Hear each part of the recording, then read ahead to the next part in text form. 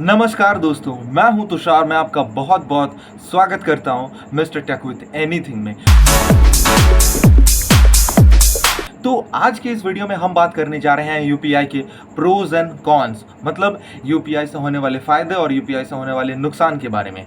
लेकिन यूपीआई से होने वाले फ़ायदे और नुकसान को बताना काफ़ी आसान बात है, लेकिन उससे होने वाली समस्याओं से गुजरना काफ़ी गंभीर बात है।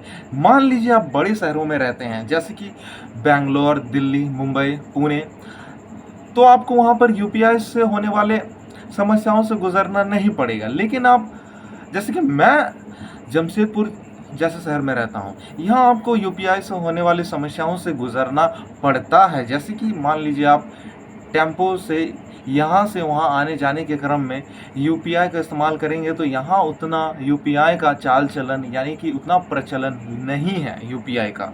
यहाँ आपको कैश का इस्तेमाल करना होगा पेमेंट करने के समय। लेकिन यहाँ भी पैसों का आदान प्रदान यूपीआई से होता तो काफ़ी अच्छी बात होती है, लेकिन हो ही रहा है। जैसे कि इंडिया के prime minister Narendra Modi ji cashless India बनाने पे तुले हुए हैं। इंडिया को कैशलेस इंडिया धीरे धीरे बनते ही जा रहा है, तो खैर काफ़ी अच्छी बात है। और अभी चलते हैं वीडियो के मेन पॉइंट पर, जो कि यूपीआई से होने वाले फ़ायदे और यूपीआई से होने वाले नुकसान हैं। तो देखिए, मैंने इस इमेज में यूपीआई के फ़ायदे और नुकसान, यूपीआई वरदान या परेशानी पर कुछ पॉइंट्स लिखे हुए हैं। जैसे यूपीआई के फ़ायदे में है, ये तुरंत भुगतान कर लेता है, यानी कि पैसों के आदान प्रदान में हमें कुछ सेकंड्स का ही वक्त लगता है। और इसकी अवेलेबिलिटी 24/7 सुविधा देती है। किसी भी समय किसी भी दिन लेन देन आप संभव कर सकते हैं, यानी कि बैंकों में जैसे रविवार को छुट्टी रहती है, इससे उससे गुजरने की कोई बात नहीं है। और कैश की ज़रूरत नहीं है, नकदी के साथ रहने की आवश्यकता नहीं। लेकिन और दूसरा है कैशबैक्स और ऑफ़र। कुछ कुछ आप ऐप यूज़ करते हैं, जैसे गूगल पे में आपको कैशबैक मिलता है, पेटीएम ये सब भी मिलता है, पता नहीं पेटीएम में मुझे अभी तक मिला नहीं है। और बैंक खाते से सीधे भुगतान। दूसरा, बिल भुगतान में आसान, बिजली, पानी, मोबाइल रिचार्ज आदि आसानी से किए जा सकते हैं यूपीआई के माध्यम से। और यूपीआई के नुकसान के बारे में बात करेंगे तो पहले ही आपको देखने को मिलता है इंटरनेट पर निर्भरता, यानी कि डिपेंडिंग ऑन इंटरनेट। ये तो ज़रूरत है भाई, बिना इंटरनेट के कौन यूपीआई कर सकता है। इंटरनेट ना होने पर भुगतान नहीं हो सकता। अच्छा, और दूसरा है फेल्ड ट्रांजैक्शन की समस्या। यहाँ ये समस्या तो अधिकतर हमें देखने को मिलती है, ये समस्या फेल्ड ट्रांजैक्शन की समस्या। और कभी कभार तो सर्वर भी डाउन रहता है और भुगतान असफल हो जाता है।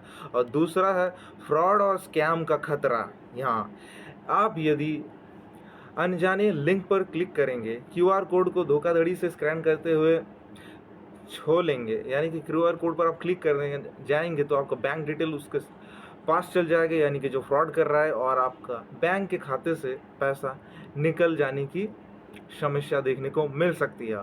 दूसरा है तकनीकी समस्या। बैंक या यूपीआई सर्वर डाउन होने पर परेशानी हो सकती है।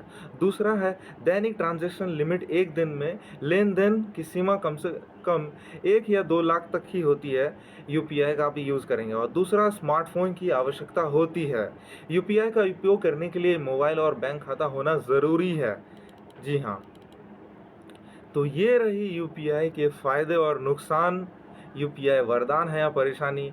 खैर, परेशानी तो उतना नहीं है यदि आप यूज़ थ्रू हो जाएंगे तो, लेकिन यूपीआई का होना ज़रूरी भी है, ज़्यादा ज़रूरी है। आज के दौर में स्मार्टफोन का धीरे धीरे इसका चाल चलन बढ़ते जा रहा है, और यूपीआई का प्रचलन भी न्यूनतम से अधिकतम होते जा रहा है।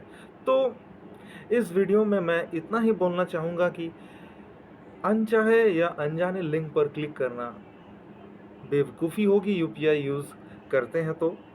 और उन लिंकों से सावधान रहने की ज़रूरत है हमें। तो फिलहाल दोस्तों, इस वीडियो में इतना ही। मिलते हैं अगले वीडियो में, तब तक के लिए जय हिंद, जय भारत, वंदे मातरम।